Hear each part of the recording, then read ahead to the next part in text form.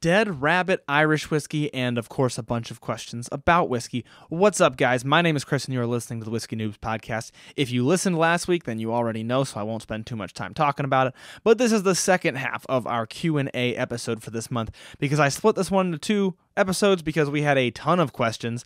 We had the 150th anniversary of Whiskey Noobs, or 150, not anniversary, I'm not that old, 150th episode of Whiskey Noobs, and in this episode, I wanted to do a review of Dead Rabbit, because I've been wanting to review it lately and do like a full in-depth review of it on the podcast, so I had to split it into two different Q&A episodes. Thank you guys so much for submitting your questions. If you don't know, you can submit your questions every Wednesday on the Instagram page through the sticker on my story that I will post, and then I pick some of those questions to have on here. If you want to jump to the front of the line, you can join the Patreon page, and those questions get answered first. Please consider checking that out, the link in the show notes, because that is what keeps this podcast going. Okay, I'm not going to spend any more time to waste because we got a lot to cover. I'm going to do all of these as lightning-ish round questions, so it might not be as fast as your normal lightning round question, but definitely not going to be as slow as like the long form questions that I do, because we got a lot of ground to cover, and then I want to review this Dead Rabbit. I'm going to taste and smell and sip the Dead Rabbit kind of as we go through this Q&A episode, and then I will do a full review at the end. I'll look it up and read some of the important information about it to you guys, etc. Okay, I'm going to start with a very quick tasting of this Dead Rabbit while I look through the first few questions and formulate some answers, and then we're going to get started. Let's do this thing. Let's dive into some of these questions. I would like to know, how often do you think it's okay to open a new bottle? I would say you can open a new bottle as often as you want, as long as you're not letting bottles go bad. And if you're not leaving your bottles with this much left in them, for those who aren't watching the video version, a few glasses worth, I guess. If you're not leaving them with just less than half of it in them, they're probably not going to go bad for quite a long time. But I would be careful, and I would not open any more bottles than you think you can manage. It's honestly a personal preference type of thing. Next question. Do I prefer solo content or collaborations? I can't really say I prefer either, because I love collaborations and working with people. I've always kind of been more of a team project type guy. Okay, so actually, I think I just answered the question. I probably prefer working with people and having people on the show and doing that sort of thing.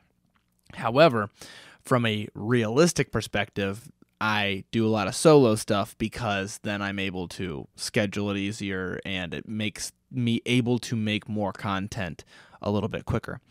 So I guess I would say my preference is a collaboration, but I don't have enough time to do a lot of collaborations. But I also really like solo content. There's something about just me and a microphone or me and a camera doing, making videos, making podcasts, that sort of a thing. And I don't really do a lot of collaborative content in short form, but that's really difficult. It's really difficult to come up with something that's like coherent without just being like, hey, look, I'm collaborating with this guy, but actually like coming up with something cool. So that's probably why I haven't done a lot of those types of collaborations. But I do want to branch out and do more of them because I like collaborating with people. The next question, best whiskeys for beginners who are a bleeped out word that I'm going to replace with pansies, like the flower. I think that's a flower, right? The best whiskeys for beginners who don't like harsh stuff, let's put it that way. I would say Irish whiskey is very light and mellow. Might be too light and mellow for you. Then maybe I'd try some wheated bourbon, because that's more of a sweet type of a bourbon. And then try some Scotch out. Scotch is definitely very smooth and sweet, and a lot of times oily, a little bit more approachable. If none of those are working for you, it may be that you're drinking something that doesn't have enough kick. Then maybe try like a high rye bourbon. For some people, it tastes harsher because it doesn't have enough of a spice flavor to it. It has the alcohol burn, but not necessarily a spice flavor to cover it up. So some people kind of go back and forth on that. What are my feelings about Heaven Hill 7-year bottled in bond? I really enjoy the Heaven Hill bottled in bond, and I saw some people online not digging it very much. I thought it was really good. I thought it was very unique. As far as like rare stuff goes, it's not super rare. It's actually not too hard to find. At least for a while there, it wasn't in my area. And I like it for that reason, so I think it's really tasty and worth trying. Why do I buy anything else but Rare Breed when it's when it slaps like Will Smith? I didn't read that question all the way through until right now, so that's funny. Rare Breed is fantastic. I think that's a little bit of a rhetorical question, but I do really enjoy Rare Breed. And you will too if you like high flavor, high proof. Great joke, though. That was good. All right. What's your top tip for those who are just getting into whiskey? My top tip is trying very different types of whiskey, not just falling into the trap of, oh, these types of things are good. And I think my biggest tip is probably staying in a lower price range and trying different things rather than jumping to a higher price range, thinking that that is going to magically be something that you're going to like, because it most likely won't be. So stick around in that $30-ish range, try out a bunch of different things, and then jump into that higher dollar range. What's the question no one asks that you want them to? Oh, you're going to make me think here. Perfect opportunity to take another sip of this whiskey. A question that nobody asks that I want them to ask. Probably, hey, do you want this bottle of Pappy Van Winkle for free? Hey, do you want this $1 million to sponsor your podcast for one episode? Or maybe, hey, are you on steroids? You look jacked. Those would be great questions to be asked, but obviously I'm kidding. You guys do a great job asking your questions. I can't think of any like serious questions that I'm like, man, I wish somebody was asking those questions. I like unpopular opinion type questions, maybe like more specific than that, but like somebody just asked what was a whiskey that wasn't good, but I thought it was worth it for the uniqueness. That was a like good kind of unpopular opinion question. Yeah, I can't think of anything too serious that I'm like that you guys haven't asked. You guys do a great job with the questions. So yeah, I guess I'll leave it at that. That was a good question. Like that made me think while I was drinking that whiskey. Would you be open to a meetup with others from Northeast Ohio to have some drinks? I don't necessarily do specific meetups, but I would like to get more into the event side of things. It's just one of those things I haven't had the chance to do. But I would love to do things where people could all meet up and like taste some whiskey, hang out somewhere, like a whole group. I think that'd be a lot of fun. But I don't have a way to do that right now. But it's absolutely something I've been thinking about, especially with like the new Discord. I'd really like to try to work on like audio chats or video chats with the patrons. I think that'd be a lot of fun as well. All right, what other hobbies do you do deep dives on outside of cigars? I think the next biggest hobby for me in terms of like deep dive, learning a ton about it, is probably like Christian apologetics. I'm very big into theology, philosophy, metaphysics, those sorts of things. So like right now I'm reading a book called The 5 Proofs for the Existence of God. Very good so far, kind of a philosophy, theology type book. To me, that's the most important question, and so it's the most interesting question to learn about. I like to listen to debates between Christians and atheists, or even not even Christians, but theologists, I guess you'd say, and atheists, people who are in favor of theism, the idea that there is a God out there, versus people who believe in materialism, the idea that there is no God and it's just the universe and matter and energy. That's got to be my next biggest hobby. It is addictive, and it's something that I spend a lot of time listening to podcasts, listening to debates, reading books, those sorts of things. So great question, though. I wouldn't have even thought of that if you hadn't asked. Because it made me think, like, what other hobbies do I have? And I was like, oh, yeah, I spend a lot of time on that. But when you don't think about it, you don't think about what your hobbies are, I guess. It's kind of like when you're like, there's fun facts about me, and then your professor's like, name a fun fact about it, and you're like, oh, no. That's kind of how that felt. But I figured it out, so thank you for asking it. Funny question, is Wild Turkey Rare Breed worth it, considering the earlier question? I would say yes. If you like flavorful, punchy, a little bit spicy, bold, then yes, it's worth it. Favorite bad whiskey? For example, mine is the Gold Bar. This person says, I've never had the Gold Bar. They said, so bad, but my gosh, is it shiny and audacious. My favorite bad whiskey? I don't think I have a favorite bad whiskey. Most things I review, there's been very few times where I'm like, this whiskey does not have its place. Most things that I review, I'm like, somebody out there likes this bottle. So I can't think of any bottles that I'm like, this is bad. Like, this is not good. Don't buy this. I truly can't think of any off the top of my head. So I'm sorry, that's a little bit disappointing of an answer. Favorite sherry cask scotch under $100? Oh my goodness, that's a tough one. Is Lagavulin 16 finished in sherry casks? I can't remember. I don't think it is. Okay. I'm just gonna wing it. I'm gonna say Aberlour. 12-year? Is that 12-year over there? I think it's 12-year. And I think that's definitely got sherry cask to it. I'm gonna go with that right now because I'm trying to think quickly and I'm not 100% sure. All right. Next question. I know you're a whiskey lover. Ever thought of doing other spirits such as rum? That's hilarious. I maybe this subconsciously was implanted in my brain when I earlier, either in this episode or the last episode, I don't remember which one, said I want to start getting into those types of reviews. So yes, I have considered it. I'd love to branch out into rums, brandies, tequilas, mezcals, those sorts of things. So I'm glad to hear that you are most likely wanting that. I guess you didn't say. I'm assuming you want those types of reviews. So yeah, hopefully I will branch into those sorts of things. Next question. Do you think your haircut has changed the way that you taste whiskey? Absolutely. It's night and day. No, it didn't. It didn't change anything at all. Whiskey tastes exactly the same. But for those who don't watch the video version and don't watch my short form content, yes, I did get a haircut. My hair is now short. I donated my hair, or at least it's in an envelope upstairs to be donated.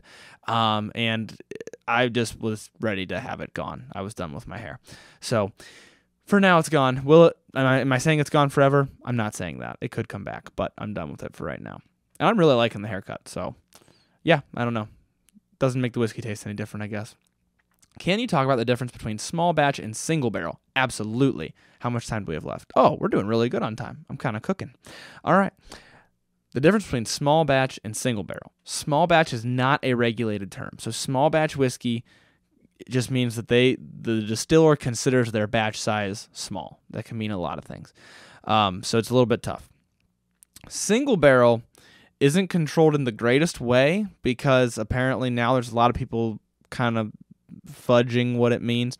But traditionally, it has meant you take a barrel of whiskey, you put that barrel into bottles, and you sell it. That is opposed, you might think that's all whiskey, right? No. Actually, what normally happens is you take a bunch of barrels, you blend them all together in a vat, and that gives you a more consistent flavor, and then you bottle that. And if you blend a small batch of barrels together, you might call it small batch. Who knows what that actually means, how small that is.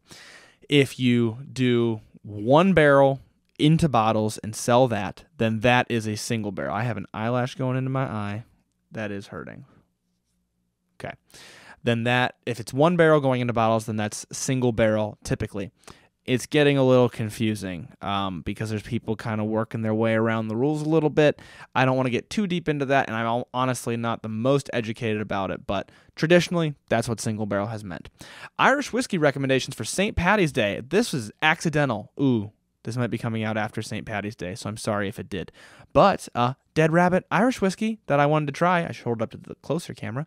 I had it for a St. Paddy's Day episode of the Perfect Pairing podcast, which you could have listened to before St. Paddy's Day. I think this is coming out after St. Paddy's, but Perfect Pairing came out beforehand.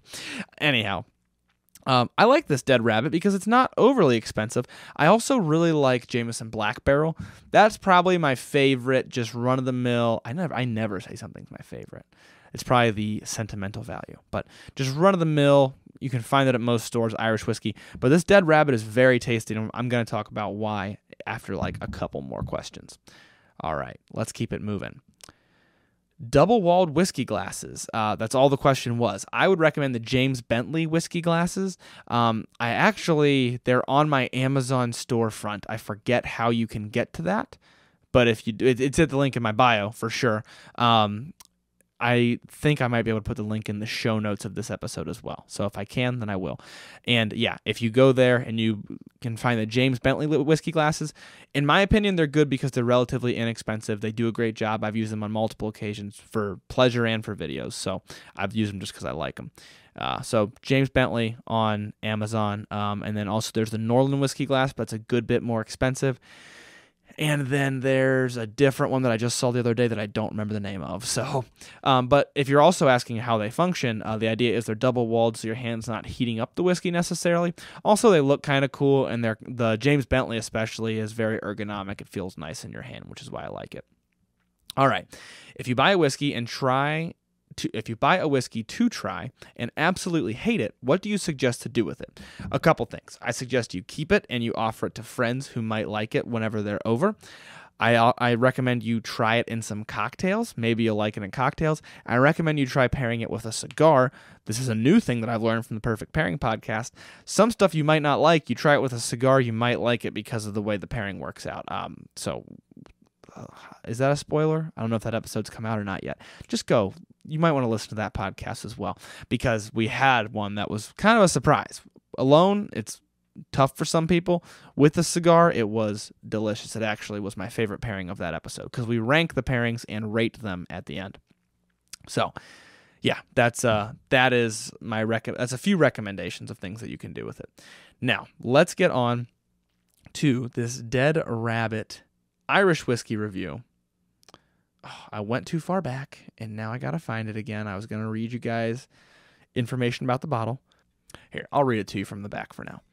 This is a unique blend of Irish malt and grain whiskey, gently rested in fine seasoned bourbon cask, finished in small, handcrafted, first fill American oak barrels, adding depth and character over a lingering note of bourbon and vanilla sweetness. That actually describes pretty well a lot of what I like about this Dead Rabbit whiskey. So first of all, it's relatively inexpensive. It's around that like 40-ish, I think $45 range, which isn't terrible. But it has these nice bourbony, oaky notes to it that liven it up. So there's a few things going on. First, it has grain whiskey in it, which gives a lot of times a vanilla sugar, kind of like the glaze of a donut without the donut type of flavor. And so you get that which can be boring, it can be a little bit simple, but then you get this like kind of the spice of the bourbon, a little bit of the malt of the Irish whiskey, and a little bit of like a cinnamon, that sort of a flavor. So that's one of the things I really like about it, because you get a little bit of both, and it's also not overly expensive. Now, you do get some alcohol burn, especially if grain whiskeys typically give you an alcohol burn, which for me they do. Some people they might not, but for me they do. Then you might get a little bit more of an alcohol burn from it than you're going to want, and a little bit more of an alcohol smell in the nose than you're going to want. That's the downside for some people, and I can totally see why you might not like it for that reason. For me personally, though, I really enjoy it for the price, and I find it interesting. Would I pay any more for it than like $45? Probably not. But I just like that it's something a little bit different. I have a lot of Irish whiskeys that are very sweet. I have a couple with a little bit of spice to them. This just brings a little bit more, in my opinion, of the spice. You still get some of the sweet cream, maybe almost like a banana cream, and then you get some spice. I'm going to see if I can find their flavor notes, because I do want to run through and compare them to my flavor notes. Oh, and this is aged for 5 years, by the way. I want to compare to my flavor notes, though. Also, one thing I wanted to point out, I read it, but maybe you missed it, is that this is aged in bourbon casks. So used, like casks that used to have bourbon in them, but then finished in virgin American oak casks. So then it's finished in the barrels that bourbon has aged in. It's kind of like the old bait and switch there. So you're aging it in bourbon casks and then finishing it in unused casks. Very interesting. All right, let me see if they give any flavor notes for it, and we will compare. All right, so this Dead Rabbit Irish whiskey is brought to you by the Dublin Liberties Distillery, and it is 44% alcohol by volume, distilled in Dublin, Ireland. And let's see what they say. On the nose, there's big hits of cedar and vanilla. I for sure back that vanilla. The palate is full-bodied bloom of dark chocolate, orange, and oak that gives way to buttery pastry and spices. I can't speak to the dark chocolate. Maybe I'll have to try it again. Orange, oak, and buttery pastry, for sure. A little bit of spice. That's what I was saying I like about it, is it has that little bit of spice. So, yeah, I think that's pretty accurate. And oh, I never knew this is where the name came from.